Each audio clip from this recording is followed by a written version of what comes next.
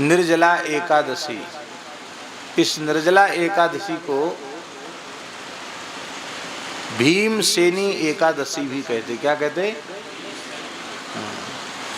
भगवान श्री कृष्ण ने युधिष्ठिर को एकादशियों का महात्म्य सुनाया।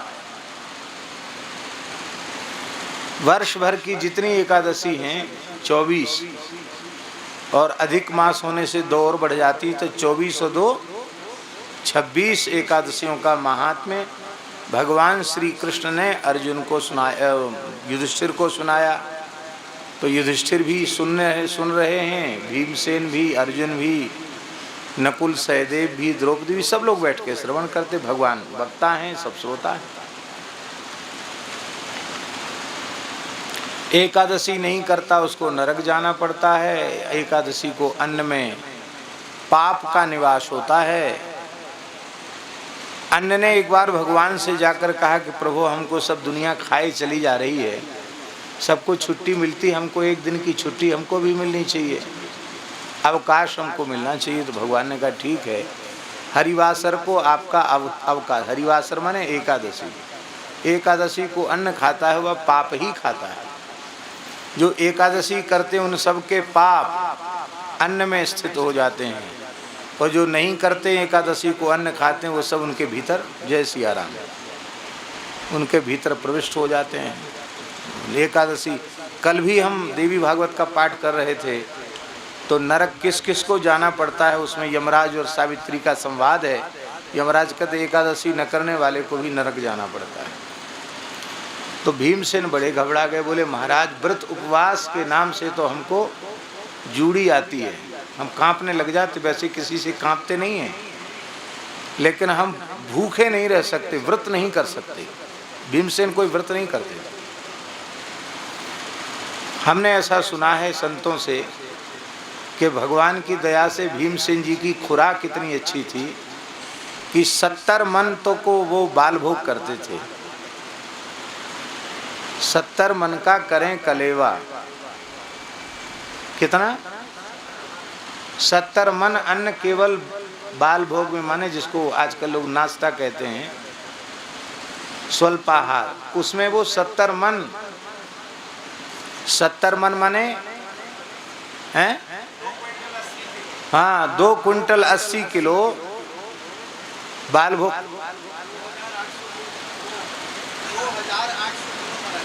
अच्छा, हाँ, 2 टन 800 किलो। अब बाल भोग से 4 गुना तो राजभोग होता होगा, और राजभोग से आधी कम से कम ब्यारू 3 समय पाते थे। ऐसे वीर भी थे वो, ऐसे नहीं खाते नहीं थे। और उन्होंने एक प्रतिज्ञा और की थी कि जो हमको अधिक खाने वाला पेटू कह देगा उसको जिंदा नहीं छोड़ेंगे, तुरंत मार डालेंगे। इसलिए जिसने भी उनसे युद्ध में पेटू कह दिया, बस समझ लो उसका काल आ गया। 100 कौरवों का अकेले वध करने वाले भीमसेन, अतुलित पराक्रमी भीमसेन। लाक्षागृह में जब आग लगी तो वहां से सबको लेके बच के निकलना था, तो भीमसेन सबका वाहन बन गए। कुंती जी को यहाँ कंधे पर बिठाया, माता जी को उनके चरण यहाँ लटके हुए, इस कंधे पर युधिष्ठिर को बिठाया, इस कंधे पर अर्जुन को बिठाया, और ऐसे गोद में नकुल सहदेव को लेकर के वे चलने लगे। भयंकर जंगल में मार्ग नहीं था, उनकी एड़ी के स्पर्श से बड़े बड़े वृक्ष धराशायी हो गए, मार्ग बनता चला गया। ऐसे प्रचंड पराक्रमी भीमसेन, साधारण पुरुष तो नहीं थे वो।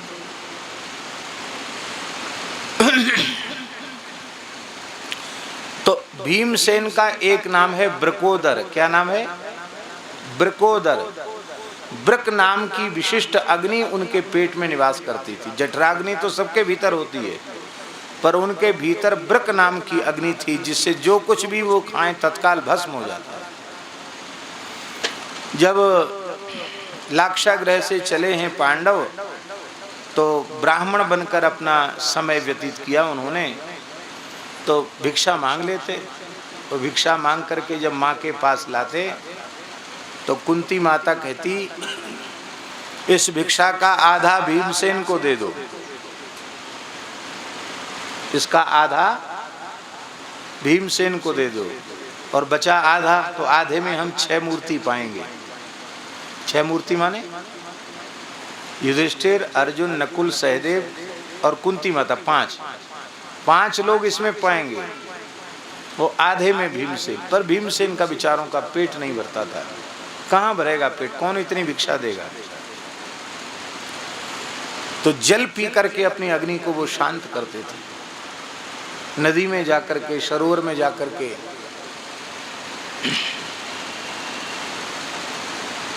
25-50 क्विंटल पानी पी जाते। ये भीमसेन। उसी समय जब एक चक्रा नगरी में निवास कर रहे थे, वहाँ एक बक नाम का दैत्य निवास करता था, जो बड़ा भयंकर था। एक बैलगाड़ी छकड़ा, बड़ी बैलगाड़ी को छकड़ा कहते, उस भर अन्न बना हुआ, दाल भात, फुल्का साग, कुछ मिठाई, और एक व्यक्ति, जिस व्यक्ति की बारी है वो व्यक्ति हर घर से एक व्यक्ति का नंबर आता था। वो आता जीवन में एक ही बार था, लेकिन कब किसका नंबर सब राजा के यहाँ लिखा रहता था, इसी शर्त पर, नहीं तो वो कहता था मैं पूरी प्रजा को खा जाऊंगा। इतना भयंकर राक्षस था। जिस ब्राह्मण के यहाँ पांडवों को आश्रय मिला था, वो ब्राह्मण अभी नई अवस्था का था। उसका बालक केवल 4 साल का था, और उसकी पुत्री मात्र 6 वर्ष की थी। अब घर में बड़ी समस्या कि अन्न तो बना लिया गया, जुटा लिया गया, लेकिन कौन जाए। ब्राह्मण देवता चले जाते हैं तो घर में पत्नी और छोटे बच्चे, घर का निर्वाह कैसे होगा। पत्नी ने कहा कि आप तो बच्चों को पाल लोगे, अग्निहोत्र की रक्षा के लिए दूसरा विवाह भी कर सकते हो, हमको भेज दो। तो ब्राह्मण रोने लग गया, बोला महाराज, रक्षा करने वाले को पति कहते हैं। देवी से कहा, पाती थी पति, रक्षा करे वो पति, और हम उस असुर के मुंह में तुमको भेज दें तो हम तो अपनी पति शब्द को कलंकित करेंगे, हम तुमको नहीं भेज सकते। तो कन्या बोली कि देखो, हमारे लिए तो आप लोगों को चिंता करनी पड़ेगी, मैं सयानी हो जाऊंगी तो आप चिंता करेंगे, तो किसी न किसी को देना तो है ही है, राक्षस को दे दो। मेरा शरीर मेरे माँ बाप के और मेरे भाई के बचाने के काम में आ जाएगा तो मेरा जीवन सफल हो जाएगा। पुत्री की बात सुनकर सब रोने लगे। बेटी को हृदय से लगाया, कहा बेटी, पुत्र से 10 गुना अधिक पुत्री का स्थान है। 10 पुत्र समा कन्या, क्या लिखा है, 10 बेटों के समान एक बेटी होती है। ये स्कंद पुराण में भगवान व्यास लिख रहे हैं। 10 पुत्र समा कन्या, और 10 कन्या समो तरु, 10 कन्या के समान एक वृक्ष होता है। इसलिए वृक्ष को काटना अपराध है, वृक्ष लगाना पुण्य का काम है। तब सब लोगों ने निश्चय किया कि भाई, जब कोई छोटा बच्चा बोला जो 4 साल का था, एक छोटा सा, उसने एक छोटी सी पेड़ की डाली इतनी सी हाथ में कहीं पड़ी होगी, उठाई उसने कहा मुझे भेज दो, मैं इसी से उस राक्षस को मार दूंगा। तो रोते रोते भी लोग हंसने लगे कि इतना छोटा बच्चा, इसको पता ही नहीं कि राक्षस होता क्या है। कुंती जी आई, सुन तो रही थी दूर से सब, आकर के उन्होंने ब्राह्मण को प्रणाम किया। और माता जी, आप तो परम तपस्विनी हैं, आप क्या।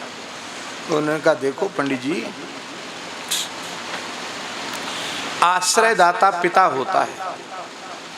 आप हम सबके धर्म पिता हैं, क्योंकि आपने अपने घर में हम लोगों को आश्रय दिया है। आप पर संकट आया तो हमारे ऊपर संकट आया। तो आपके यहाँ तो समस्या है कि कोई भी एक चला जाएगा तो सब काम बिगड़ जाएगा गृहस्थी का। और मेरे 5 पुत्र हैं, जवान हैं, बलिष्ठ हैं, मैं उनमें से एक को भेज देती हूँ। इतना सुनकर ब्राह्मण हाहाकार करने लग गया कि आप कैसी माता हैं, अपने पुत्र को भेजना चाहती हैं दानव के मुख में। तो कुंती जी ने कहा कि हमें परिहास स्वप्न में भी नहीं करती और न कभी झूठ बोलती हूँ, मैं मनवाणी क्रिया से सत्य का भाषण करती हूँ। सत्य का मैंने प्रमाद में या हंसी में नहीं कहा, मैं सत्य कह रही हूँ। अब वो ये बता देती हैं कि मेरे पुत्र का नाम भीमसेन है और वो असुर को ही समाप्त कर देगा तो ठीक नहीं था। इसलिए उन्होंने कहा मेरे पुत्र के ऊपर ऋषियों की बड़ी कृपा है, वो बड़ी से बड़ी विपत्ति से बच के चला आता, उसमें एक चमत्कार है। पर इस चमत्कार को किसी से कहना नहीं। बहुत हट करके भीमसेन को भेज दिया। भीमसेन छकड़ा में दाल भात कढ़ी फुल्का साग सब भर के बड़े बैलगाड़ी में क्विंटलों अन्न, पका हुआ अन्न भर करके लेके गए। एक चबूतरा था एक चक्रा नगरी के पास, उस चबूतरे को धो दिया जाता था और उसी पर सारा अन्न रखा जाता था उस असुर को खाने के लिए। भीमसेन ने, और वो लाने वाला है वही रखता था, वही चबूतरा भी धोता था। भीमसेन ने धोया, धो करके सब चीज़ रखी और रखकर स्वयं बढ़िया प्रेम से आसन डाल के बैठ गए और बोले वाह, आज भगवान की बड़ी दया हुई है जो हमको कुछ तो कम से कम बाल भोग मिल जाएगा, खाने को मिल जाएगा। अब वो सब खाने लगे, दाल भात कढ़ी फुल्का साग सब खाने लगे। असुर उसने देखा, अरे ये कौन मनुष्य है जो लेके आया हमारे खाने के लिए, खुद ही खाए चले जा रहे हैं, बड़ा विशालकाय व्यक्ति है। बहुत क्रोधपूर्वक उसने कहा कि तू भी मेरे मुंह में तू खा ले, आखिर मैं भी तो तुझे खाऊंगा। कुछ बोले नहीं भीमसेन। तब क्रोध में आकर वह उनकी पीठ पर घूंसे जमाने लग गया। तो भीमसेन भोजन करते समय बोलते नहीं थे, नहीं बोलना चाहिए, शास्त्र का नियम है, वो बोलते नहीं थे। तो वो पीटता रहा क्रोध में भर भर के, खूब जोर जोर से नोचे पीटे घूसा जमाए। भीमसेन आनंद से हंसते हुए प्रेम से प्रसाद पाने लगे। जब पूरा पा लिया उन्होंने, साफ कर दिया बिल्कुल, तब हाथ पैर धो के आचमन करके फिर बोले हाँ अब तू आ जा, और उस असुर को उन्होंने मार डाला और उसके शरीर को उठाकर नगर के द्वार पर रख दिया। और रात्रि के समय भीमसेन तो नदी में स्नान करके और अपनी माँ के निकट आ गए। सवेरे लोगों ने देखा कि भाई नगर के द्वार पर ये कैसे आएगा, राक्षस मरा कैसे पड़ा है, इसका तो शरीर एकदम क्षत विक्षत हो रहा है, पहाड़ के जैसा असुर कैसे मरा पड़ा है। बोले इस बार बारी किसकी थी? बोले उस ब्राह्मण की बारी थी। ये कैसे हो गया? ब्राह्मण बोला भाई भगवान की लीला भगवान जाने, हमारे यहाँ एक तपस्विनी माता रहती हैं, तो आग्रह पूर्वक उन्होंने अपने तपस्वी वैदिक पुत्र को भेज दिया था, उसी ने कोई मंत्र का प्रयोग किया होगा जिससे ये मर गया, हमें तो पता नहीं है। अब उस पर कोई केस दर्ज होने वाला तो था नहीं कि क्यों मर गए, ऐसे आदमी को तो सब चाहते जल्दी मर जाए। तो राजा बोला भाई ये तो बहुत बड़ा काम हो गया, हम भी कलंकित थे इसके कारण कि कैसा राजा है जो अपनी प्रजा की रक्षा नहीं कर सकता। हमारे कहने का आशय है कि भीमसेन ऐसे थे, बड़े पराक्रमी भीमसेन, भूखे नहीं रह सकते। महाभारत के अश्वमेध पर्व में, जैमिनी अश्वमेध में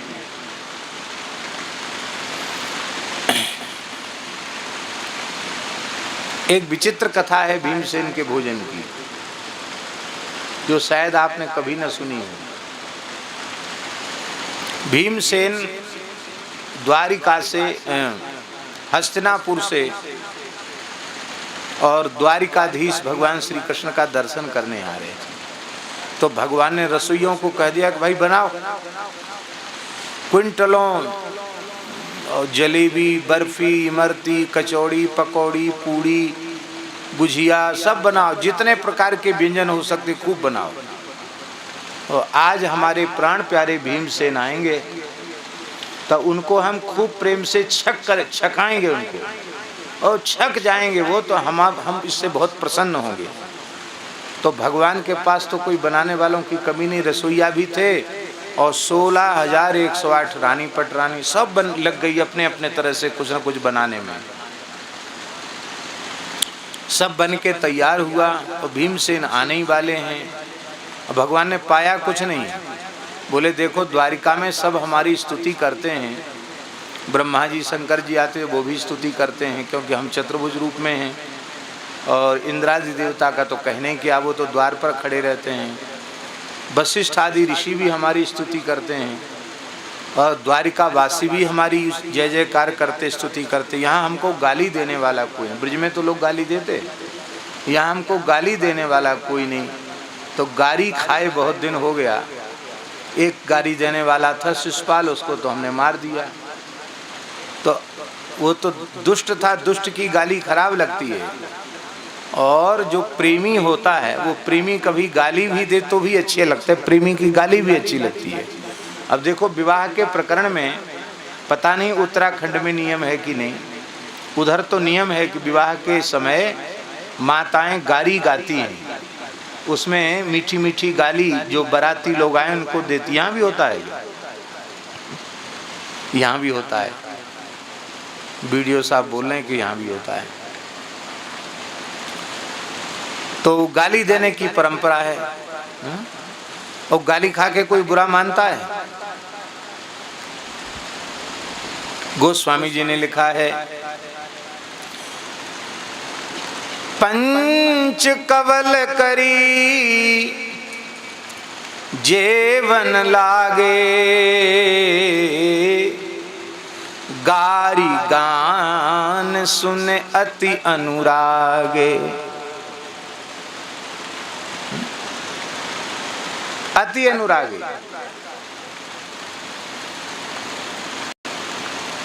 और हंसत राव सुनी सहित समाजा। गाली सुनकर सब हंस रहे हैं, प्रसन्न हो रहे हैं। पूज्य बक्सर वाले महाराज जी तो गाली नहीं गारा भी सुनाते थे। यह गारी नहीं है गारा, सुनु अवध के राजकुमारा, यह गारी नहीं है गारा। और जिस तरह से वो नाच नाच करके ठाकुर जी को, दुल्हा सरकार को सुनाते थे, विवाह में सरकार मुस्कुराते थे, कहते सरकार ये गारी इसलिए दी जा रही है कि आप अपने अधर पर रूमाल रखकर थोड़ा मुस्कुरा कर हमारी ओर देख लेंगे, हम निहाल हो जाएं। ऐसी झांकी प्रस्तुत होती थी। तो ठाकुर जी बोले भीमसेन से गाली सुनना है। कैसे गाली दें भीमसेन? भीमसेन को भी ज्ञान है कि श्री कृष्ण परमात्मा है। तो भीमसेन आए तो उनको कहा कि उनको आराम से बिठाना तो सही, पर हमसे मिलने मत देना। क्या महाराज बहुत आवश्यक कार्य में भगवान हैं, थोड़ा आप प्रतीक्षा कीजिए, मिलेंगे। तो भीमसेन बार बार पूछें, अरे आज तक तो कभी ऐसा हुआ नहीं कि हमको बैठना पड़ा हो। अरे देखो वो होगा भगवान अपने लिए, तो हमारा तो छोटा भाई है, उम्र में हमसे छोटा है, कम है, अर्जुन की उम्र का है, हमारा भाई है, हम उसको डांट डपट सकते हैं, भले ही भगवान हो तो क्या है। बोले महाराज वो तो बहुत गर्म हो रहे हैं। बोले थोड़ी देर और बिठाओ। थोड़ी देर और बिठाया। बोले वो तो बहुत गर्म हो रहे हैं, और ज़्यादा गर्म होने लग गए। अब उनके सामने कोई सेवक भी जल्दी जा नहीं पा रहे, इतना क्रोध में है वो। तो भगवान बोले अभी क्या करें? बोले ये तो कह रहे हैं कि भगवान होगा तो अपने घर के लिए होगा, हमारा तो भाई है, ये कह रहे हैं। बोले अभी गाली नहीं दिया, मन में सोचे भगवान। बोले अब जाकर उनसे कह दो कि आप थोड़ी देर बैठें, वो इस समय भोजन कर रहे हैं। भूखे भीमसेन सोचे थे कि जब जाते द्वारिका भगवान खूब छक्के जिमाते हैं, और अब वो तो सोचे थे कि हम तो वहीं जाकर पूरी भूख बुझाएंगे। बोले अरे ये बड़ा जो है अशिष्ट है, इसको शिष्टता का बिल्कुल ज्ञान नहीं है। मुझे पता है कि मैं आ रहा हूँ, परमात्मा है, सब जानता है कि मैं आ रहा हूँ, और हमको बिना खिलाए खा रहा है, अकेले खा रहा है। अरे हम खूब जानते हैं, इसलिए तो ब्रिज में चोरी कर करके खाइए ना, वो आदत कहाँ जाएगी। द्वारकाधीश बन गए तो क्या है। तो भगवान हंसने लगे भीतर और रानियों से बोले कि रसोइयों से बोले कि परोसने के समय वहाँ भोजन वोजन कुछ नहीं हो रहा है, झूठा ही नकली, और लड्डू लाओ और तस्मई लाओ और सूत फैनी लाओ और मालपुआ लाओ। भगवान कहते वाह कितना सुंदर बना। इतना सुनते भीमसेन और गुस्सा करते हैं। अंत में खूब गाली देकर भीमसेन बोले कि अब हम नहीं कभी द्वारिका आएंगे। जाने लगे। जैसे उठ के जाने के लिए तैयार हुए, सोई ठाकुर जी हंसते हुए आए, भीमसेन के चरण पकड़े, बोले दादा हम तो बाल भोग भी नहीं किया, आप आने वाले, हमने कुछ नहीं खाया। द्वारिका में सब हमारी स्तुति करते, कोई गाली नहीं देता।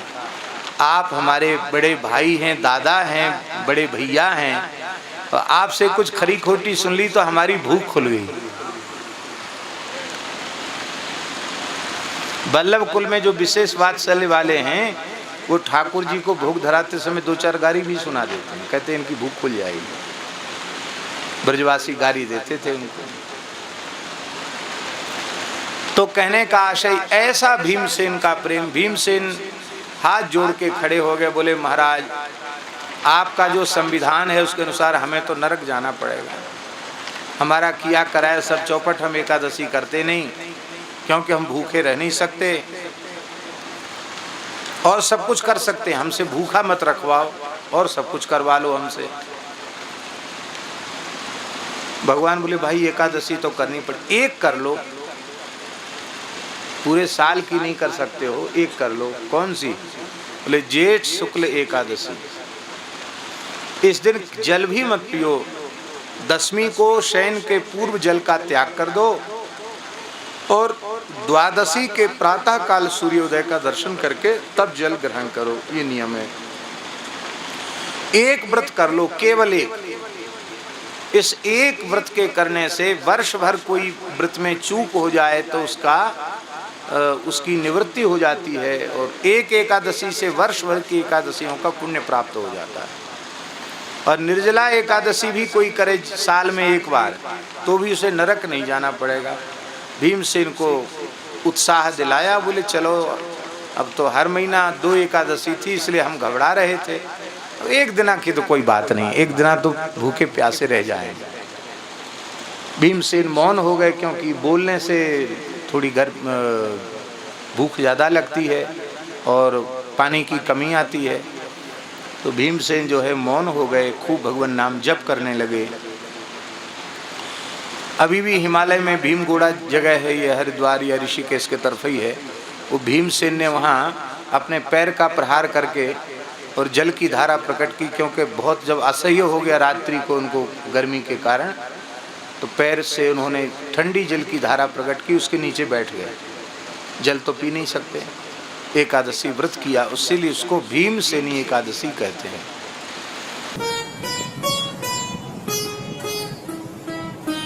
श्री सीताराम। प्रतिदिन सत्संग एवं दर्शन के लिए श्री महाराज जी के ऑफिशियल चैनल को जरूर सब्सक्राइब करें।